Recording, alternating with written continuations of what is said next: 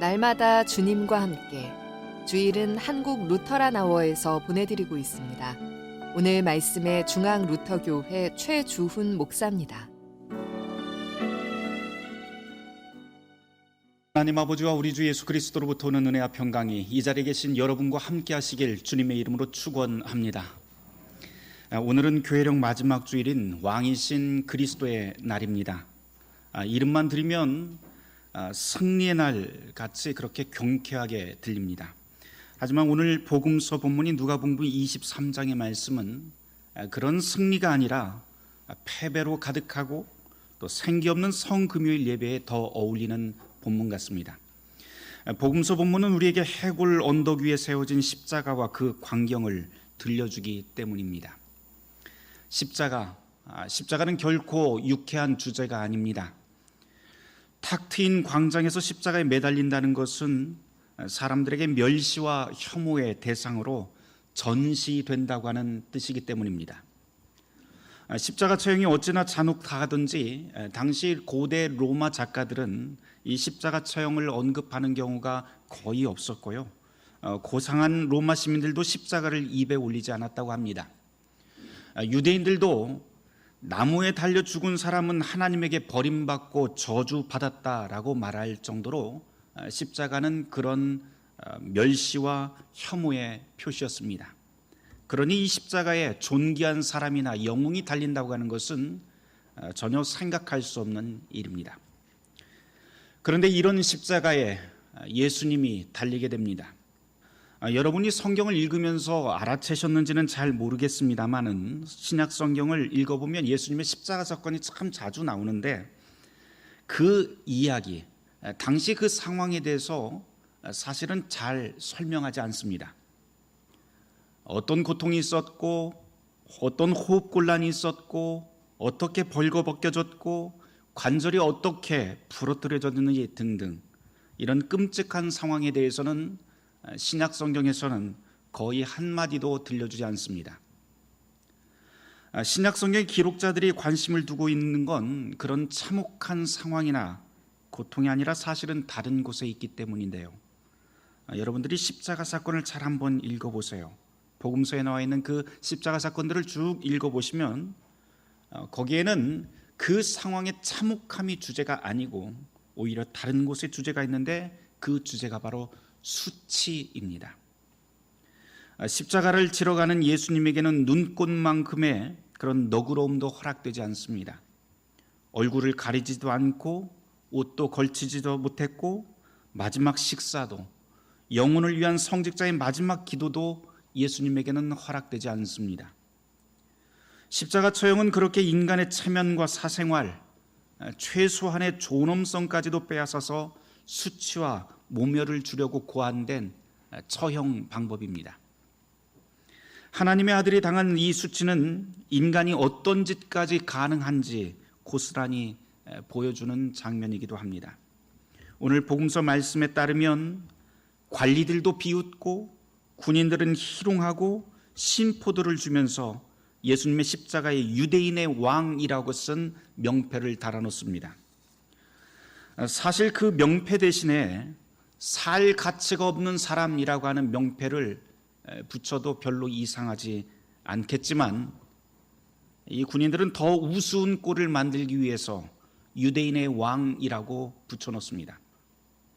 비웃음, 희롱, 제비 뽑기, 도성 밖에 있는 처형장 위치, 십자가를 지고 가는 과정, 밑바닥을 살았던 그 도둑들과 나란히 십자가를 세운 사실, 수모, 하나님에게 버려짐 등등 십자가 사건은 온통 이런 식으로 예수님에게 수치를 뒤집어 씌웁니다.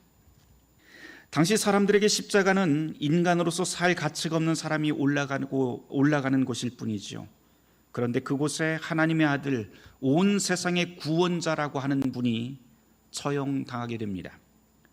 이렇게 그분이 십자가에 달려 죽었다고 하는 이 사실은 사실 초대교회에서 늘 골칫덩어리였던 것 같습니다. 고린도전서를 읽다 보면 십자가가 유대인에게는 거리끼는 것이고 이방인들에게는 어리석은 일이라고 하는 것을 알면서도 그 십자가를 하나님의 능력이요 하나님의 지혜라고 힘주어 말하고 있는 사도 바울을 우리는 만날 수 있습니다. 그러면서 나는 여러분 가운데서 예수 그리스도, 즉 그분이 십자가에 못 박히신 것 외에는 아무것도 알지 않기로 작정했습니다 라고 하는 그런 말을 사도 바울은 자신 있게 들려줍니다. 당시 사람들도 그랬겠지만 오늘 우리에게도 십자가는 하나님의 능력이고 십자가는 하나님의 지혜입니다 라고 하는 이 말은 이해하기 힘들고 또 우리에게 잘 받아들여지지 않습니다. 우리는 언제나 눈에 보이는 것, 그리고 사람의 보편적인 관점과 판단이 옳다고 그렇게 생각하고 살아갑니다. 그렇게 본다면 십자가에 하나님의 구원이 있다고 하는 이 사도 바울의 선포는 오히려 복음이 아니라 오히려 충격적이고 섬뜩한 소리가 될 뿐입니다. 하지만 십자가가 하나님의 능력이라고 하는 이 바울의 선언은 우리에게 다른 생각을 열어줍니다. 왜냐하면 이 말은 곧 하나님이 수치와 모욕 그리고 죄인의 형틀 한가운데서도 하나님이 나타나셨다라고 하는 말이기 때문입니다. 그리고 죄인 한가운데서도 하나님이 일하신다라고 하는 뜻이 바로 십자가이기 때문입니다. 하나님이 그 참혹한 십자가에 숨어 계셨다라고 하는 말은 또 이런 뜻이 됩니다. 하나님은 착한 사람, 성공한 사람, 흠없는 사람, 의로운 사람, 믿음 좋은 사람에게만 아니라 악한 사람, 실패한 사람, 흠 많은 사람, 탈 많은 사람, 믿음 없는 사람 곁에서도 여전히 일하며 구원하신다라고 하는 뜻이 됩니다. 사도 바울은 바로 이 사실을 깨닫고 십자가야말로 참으로 복음이고 십자가야말로 하나님의 능력이며 십자가야말로 하나님의 지혜라고 부른 것이죠. 만물을 창조하신 하나님은 만물 안에서 움직이고 그분의 일을 신실하게 이루어 가십니다. 하나님은 분명히 우리보다 크신 분이시죠. 그러다 보니까 우리가 하나님의 일을 이해할 수 없는 경우가 종종 생깁니다. 실제로 우리 삶을 돌아보면 선과 악, 옳고 그름, 진실과 거짓, 확실과 불확실, 복과 화, 이런 것들이 모호하게 뒤섞여 있는 것을 우리는 자주 보게 됩니다. 오늘은 분명히 이게 진실인 줄 알았는데 지나고 보니까 그것이 거짓으로 판명되는 일도 비일비재하죠. 그렇게 우리의 삶은 경계선이 모호하고 확신할 수 없는 일로 가득합니다. 제가 수요 모임 저녁 때 얼마 전에 제가 책 한 면에 이렇게 인쇄되어 있던 독일 미술가 헬무트 그리스하버라고 하는 사람의 한 작품을 이렇게 그림으로 보여드린 적이 있습니다.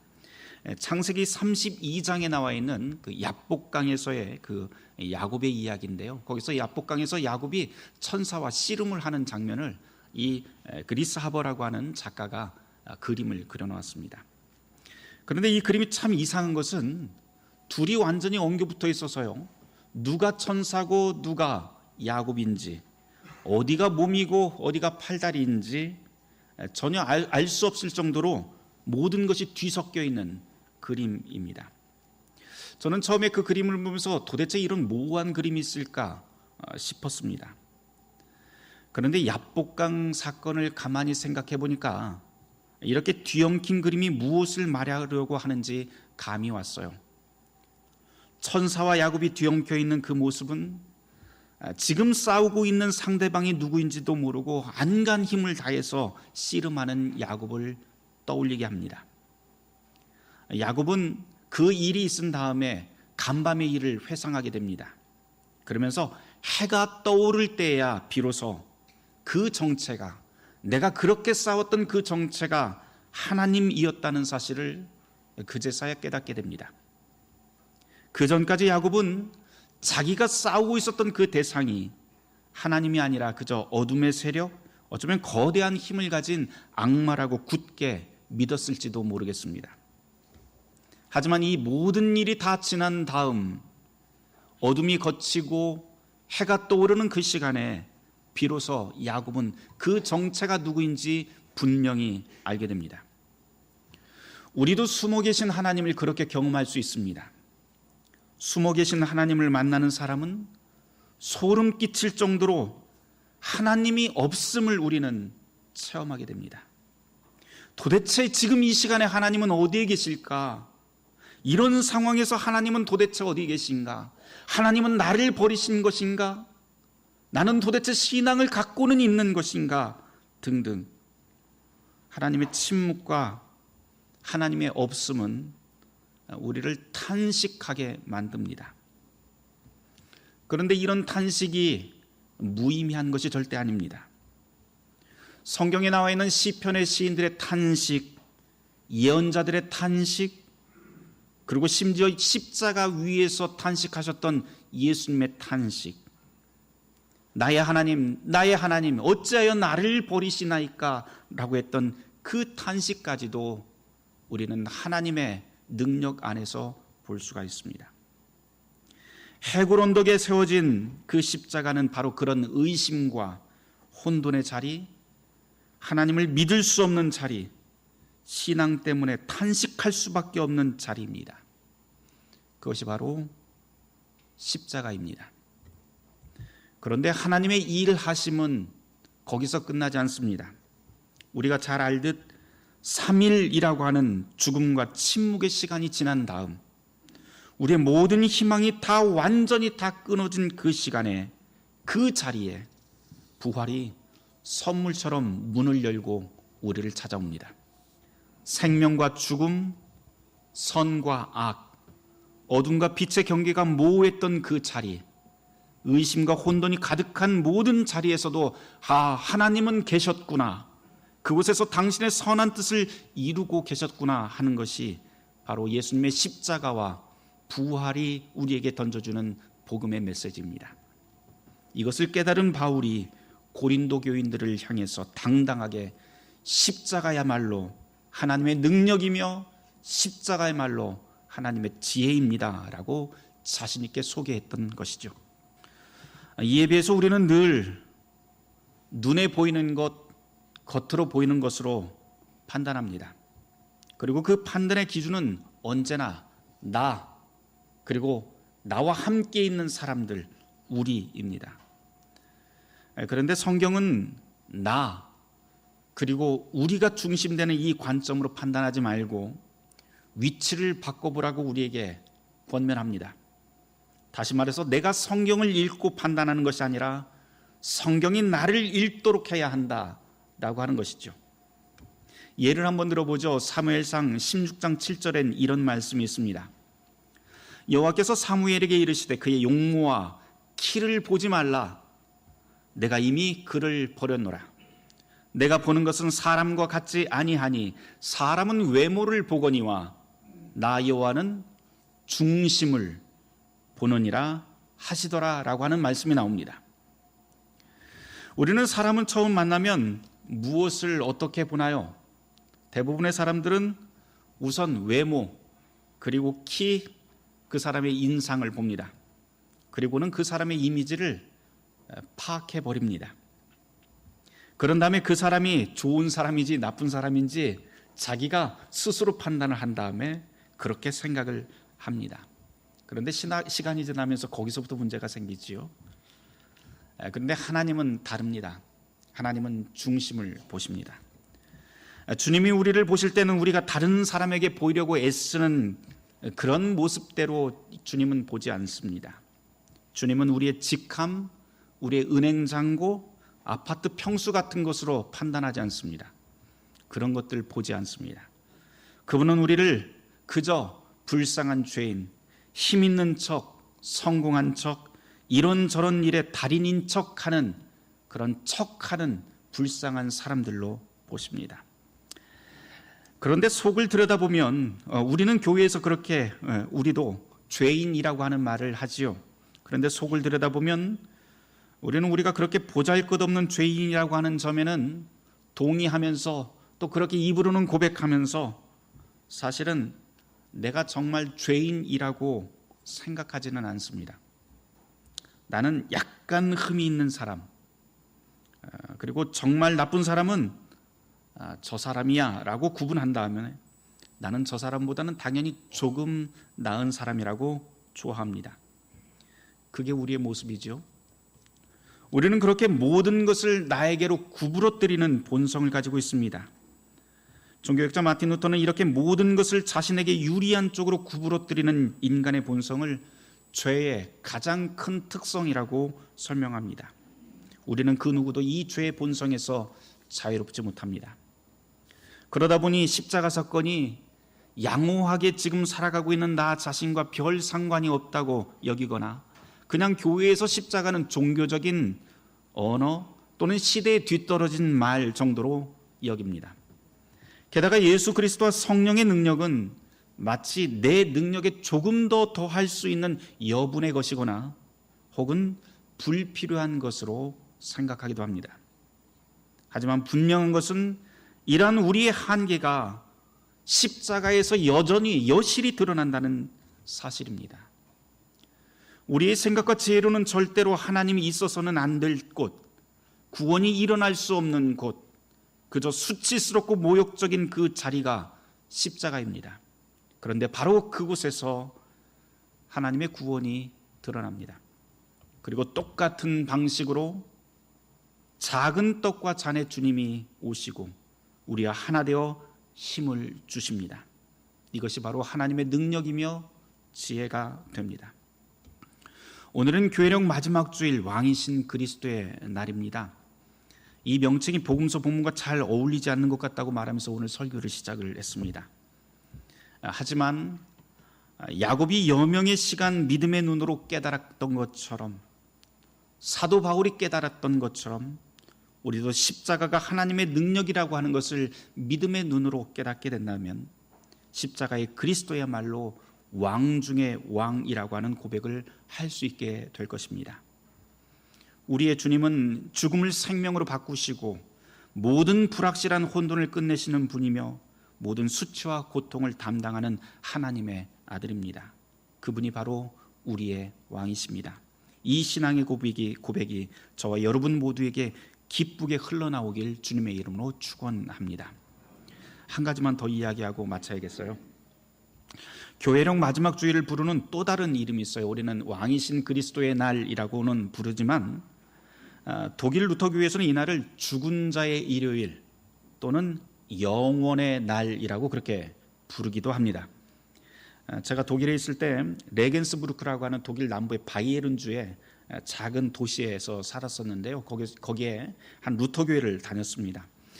그 교회는 주일 평균 한 50명 정도의 교인이 이렇게 예배를 드리는 아주 작은 교회였어요.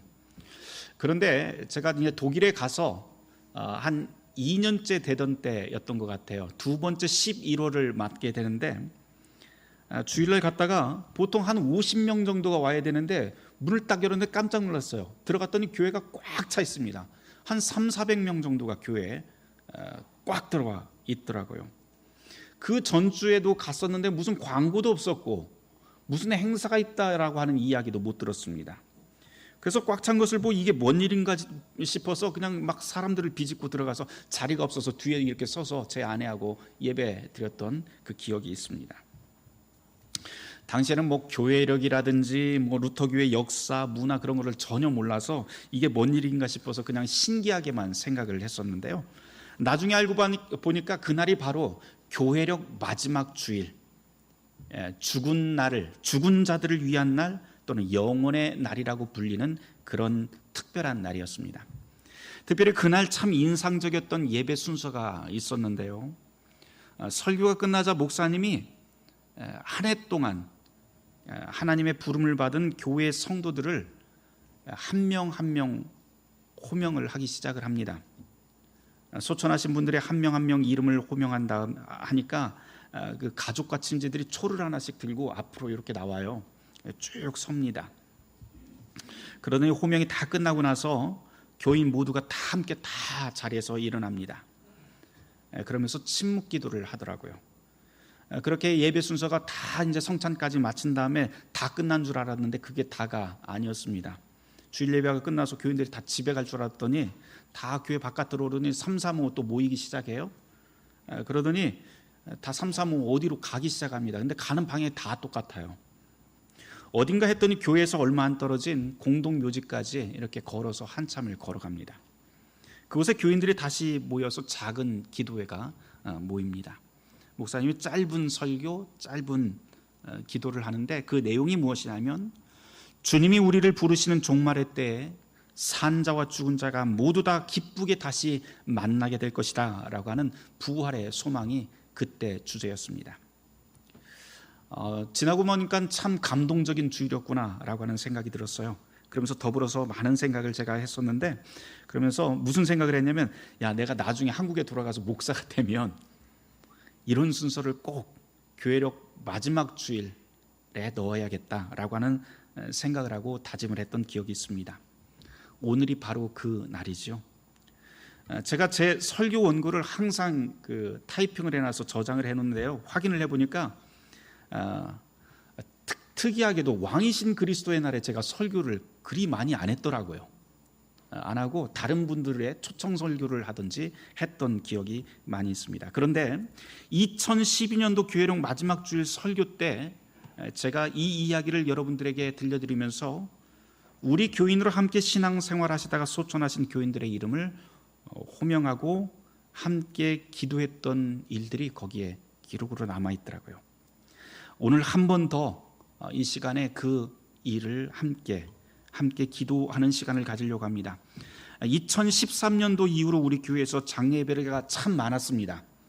그런데 모든 분들의 이름을 다 호명하지는 않고 그 중에서 우리 교회에 등록을 하시고 또한 입교한 교우로서 교회에서 소천하신 분들의 이름만 제가 한번 호명해 보도록 하겠습니다. 2013, 2014, 2015년도에는요 입교하신 분들의 소천이 없었어요.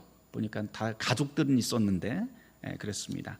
2016년도 부름받은 분들이 있습니다. 2016년 최억희 집사님, 장희영 집사님, 그리고 김복선 권사님이 하나님의 부름을 받았습니다.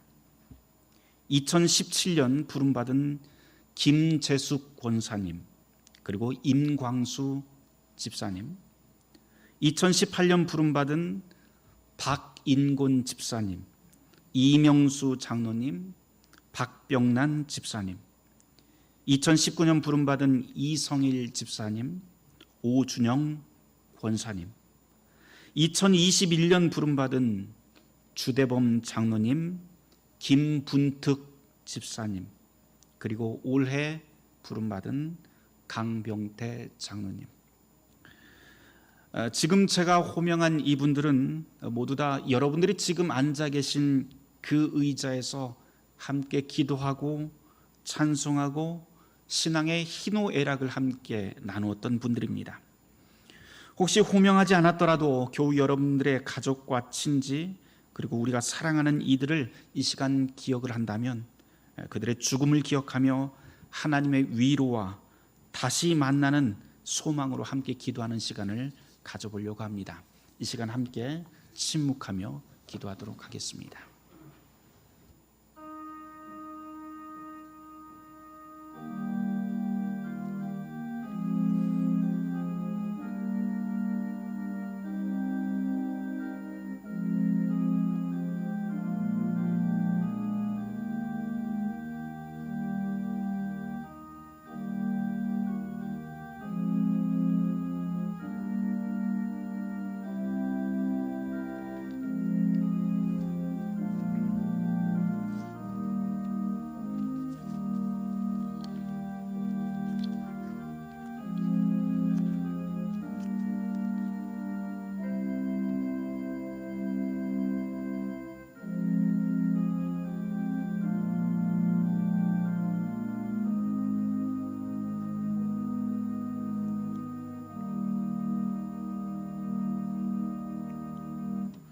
전능하신 하나님 아버지, 우리는 살아 숨쉬는 것이 우리의 전부인 양 그렇게 붙들고 삽니다.